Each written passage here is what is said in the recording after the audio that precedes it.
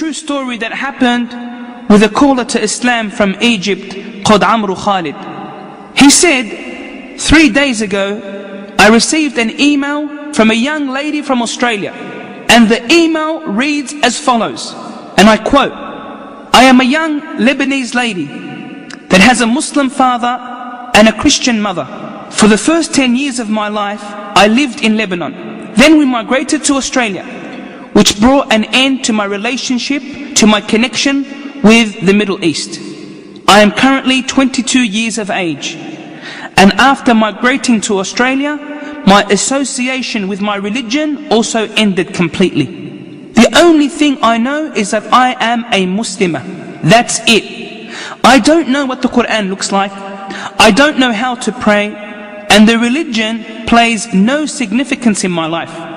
My mother and father separated, each one remarrying another person. I entered university. My mother and father left Australia, leaving me behind alone with no family, no brothers and sisters. I know nothing about my ancestry in Lebanon. I lived alone and I had to work to spend on myself. I attended university in the morning and worked at a bar in the evening. I have a boyfriend and have not left out any haram except having done it without any shame. I am fully westernized.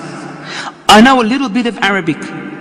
And because I am extremely beautiful, I joined the beauty competition in New Zealand and won in this competition. I am planning to join a bigger competition in New Zealand, and I am currently modeling for magazines. During this time, I used to visit a Lebanese family residing in Australia. And I saw a Ramadan episode on television talking about modesty. The episode had its web address displayed. I went through a nervous breakdown. It was as though this episode was addressing me directly. I am sending you this email to ask, is it possible for Allah to accept me? In other words, forgive me? And this is where Sarah's email ends. Subhanallah, no matter how long a person's iman is, the soul of a person longs for its creator, just as the stomach hungers for food, so too does the soul long for Allah. This caller to Islam wrote back advising her about the conditions of repentance, and that Allah will of course forgive her if she repents.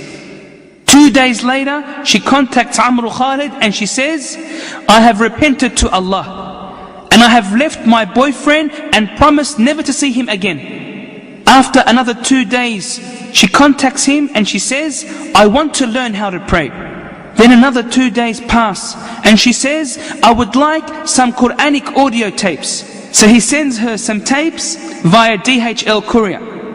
A week goes by and he doesn't hear from her until she contacts him and informs him that she has retracted her beauty title of that particular city.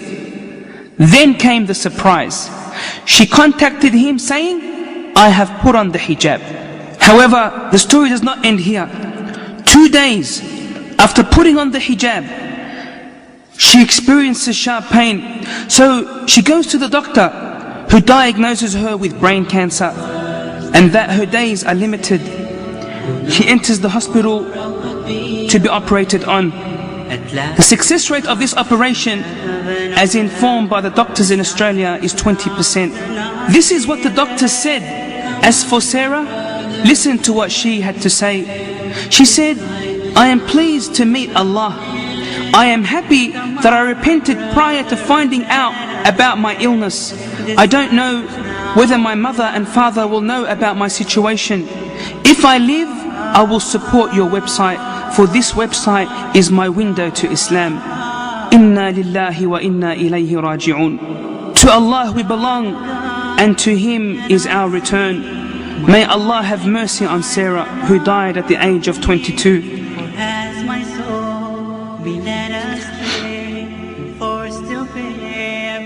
They buried her with the Muslims in New Zealand.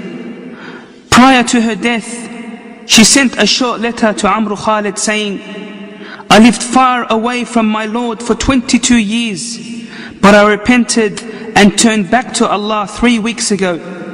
I don't know many Muslims besides you and this internet forum. I urge you to make dua for me that Allah has mercy on me and to forgive me. Make dua to Allah to guide my mother, for she does not know anything about me. Signed, Sara. كل نفس ذائقة الموت.